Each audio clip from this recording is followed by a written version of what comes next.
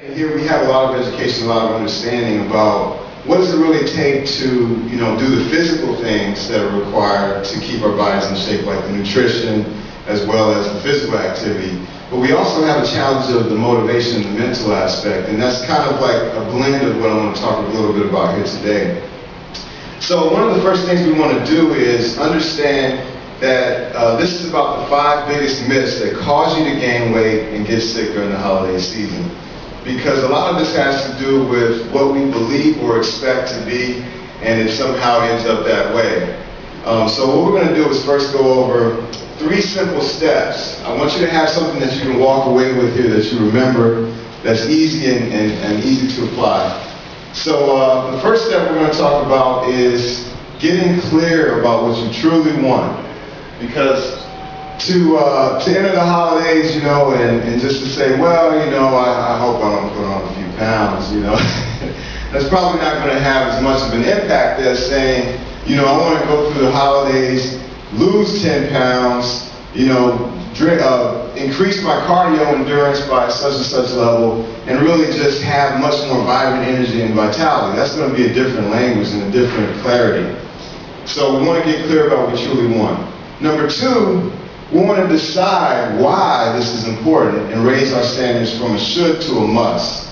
A lot of us think that we should, eat a few less cupcakes at the holiday party or drink a few less drinks. But why is it a must? There've got to be some other reasons why this is important to us. So we're going to dive deep into that. And then the third thing is to practice new holiday rituals and habits. Obviously, the holidays are a time that we all gather with our family and friends and loved ones and communities, and we have these ceremonies and traditions that we do, and sometimes they tend not to be the healthiest for us scientifically, but at the same time we share a lot of love and things like that during these times. So we want to maybe find a way to blend these things together with our now new knowledge of fitness and health and how we can really have a better process in terms of getting where we want to be in our bodies. So let's go right into this a little bit here. So first of all, if we want to get clear with something, just like if the clouds are, covering the sun, we have to wait for those clouds to clear away. And luckily for this, we don't have to do that with myths. So in order to get clear, I want to talk about myths. And let's bust some myths. Clear away what I call the clouds of letting us see what's clearly our true path to health and fitness during the holidays. And this is number 1 right here. I'll wait until January 1st and hit reset. Has anybody in here thought about that? Just it's too busy, you got a lot going on. I'm just going to wait till January 1st. Everybody does that, Well, this is a problem because everybody thinks they can do that. But guess what? It's kind of like a little bitty pebble rolling down a snowy mountain. And once that little pebble gets rolling, it starts picking up snow and it starts sticking and sticking and sticking. And next thing you know, you've got a huge big boulder. Next thing you've got an avalanche. So we don't want to have an avalanche when it comes to January 1st. And if we don't do certain things now, that's what we're going to get. So what else occurs after we decide that we're just going to wait till January 1st? Well, it kind of trails into, well, I'll just fast all day and then I'll binge and feast. I'll wait, for those big holiday meals. I'll just not eat anything all day and then, eat everything and then have a great time. But guess what? Your body actually burns less calories after the fact. See, we have to understand what's going on with the body and the metabolism. When you actually work out first and you really take care of your body and know how to regulate the patterns of your eating, when it comes to the big day, you kind of just cruise through it. But if you starve your body's going to think, oh no, I don't have food. I need to hold on to every ounce I get, so then when you do eat the big meal, it collects it and actually holds in and retains more calories. So then that leads to number 3. I'll do cardio and burn it off later. So that's when you see everybody running into the gym after the big holiday feast, like the couple of days after Thanksgiving we saw at the gym. And everybody jumps on the cardio equipment. I'm going to go into number 3 very specifically, a sort of an example that'll give you a real detailed idea of what happens with that. Number 4 is drugs are far worse than alcohol.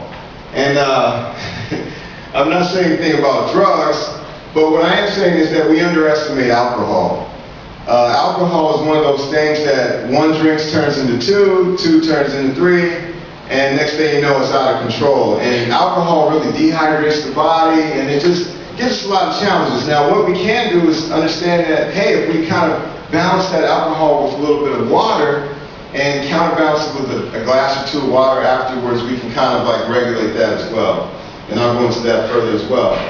And the fifth myth here that we want to kind of break through is, you know, after a while, people's bodies break down. I have like a couple of clients already that have, you know, gotten the flu or had sinus problems and all these things, even having given them some of this information. And part of it is because we just feel like because it's cold, because we've got all these things going on, we're probably just going to get sick at some point during the holidays.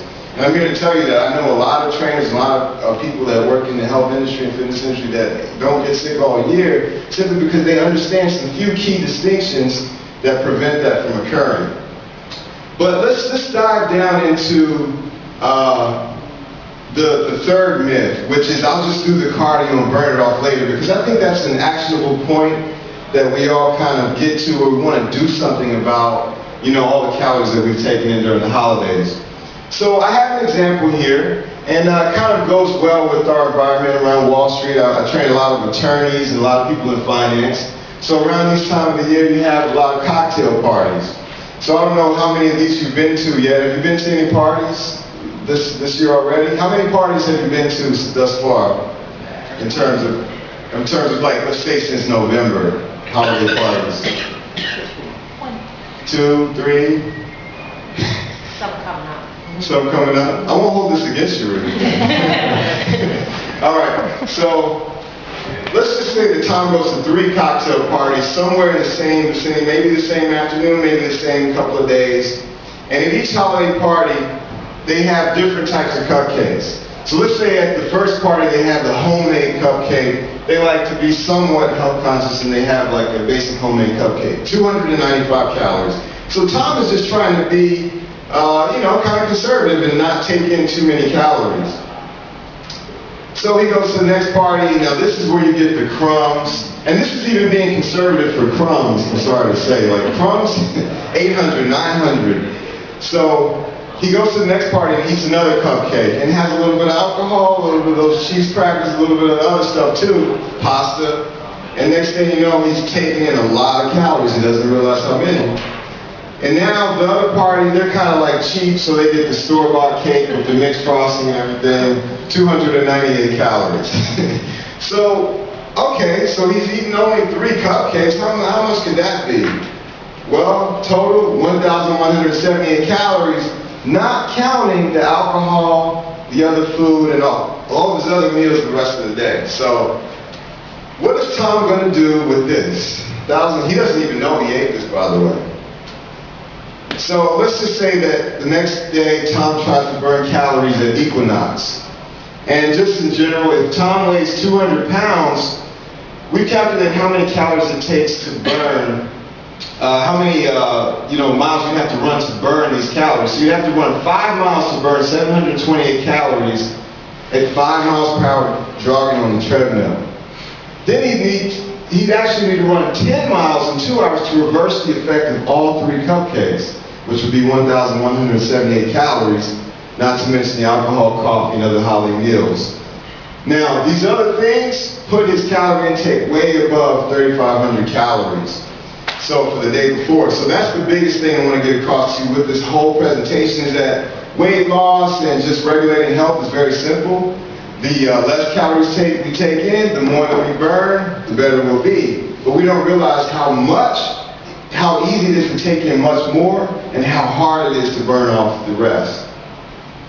So the other thing is we think that we're working hard when we're in the gym. I mean, there's sweat, there's metal clanging, there's treadmills, there's people all buzzing all around handing us towels. So Tom hasn't worked out in weeks and he gets tired, his knees hurt, his muscles are tight. So what does he do? He gets off the treadmill in 2.5 miles. Sound familiar, anybody? So he actually burns 364 calories, only the equivalent of 1 cupcake. So in actuality, he actually waits 2 hours in the gym because he's also chatting and hanging out in a spa, and then he rests for 2 days. This is not uncommon at all. So the big problem is he feels like he worked hard, but he really didn't. So what would all this lead to? Remember the snowball I was talking about? See how this is just getting worse and worse? Well, Tom, sorry man, that doesn't look like a good holiday meal there, but Tom is kind of lonely now. Why? Well, Tom entered the holiday stressed, uninformed, just hoping for the best with no plan, no strategy. And he had no tactics, so he got the holiday blues, and he ends up miserable. He breaks his promise to himself, he feels awful, and guess what? His girlfriend breaks up with him before Christmas. Ultimate pain. Very bad. Don't be Tom. But guess what? Tom's ex-girlfriend Lisa does a lot better. She uses her personal trainer's practical 8-week workout plan and sets up a strategy, has a wiser approach, and so for her the next 60 days are the most enjoyable and fulfilling of her life. Ultimate pleasure. So that's just to give you kind of an idea, just a fun example of a contrast that can occur if we really plan, we really focus, and we really kind of set some good goals for ourselves in terms of what we want to get clear out of that. So that's step number 1. Get clear about what you really want. Don't be Tom. Okay, so number 2, decide why this is a must. When it comes to motivation, one person I've studied for many years is Tony Robbins, and people always look at him as this big motivator, but he calls himself the why guy because he always tries to figure out what are the actual things that are driving people's behavior, and he wants to find out why people do what they do to help them make better decisions about how they do it. And one of the principles he uses is called the 6 human needs. And I mean, having spoken to as many millions of people as he has over 30 years, I'm willing to bet that he has a pretty good understanding of this. So I don't like to reinvent the wheel either. So he has 6 human needs that he says drive our human behavior.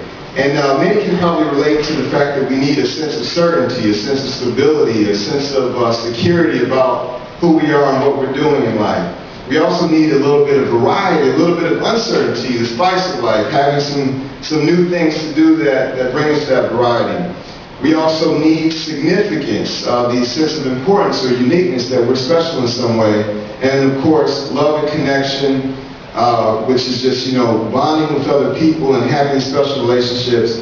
And growth and contribution actually are the 2 that come from our interaction with others and the things that we do in our lives to really impact the lives of other people. So the reason why I bring these up is because during the holidays, in terms of motivation, why do we get motivated during the holidays? Remember, what's the why behind it? It's because I really think that we meet all of our needs during the holidays in so many ways because we're getting all of these things. We've got gift giving, we're giving gifts, we're getting gifts, we're learning about new things about people, we're doing things that are significant, that are different, we're finding ways to contribute.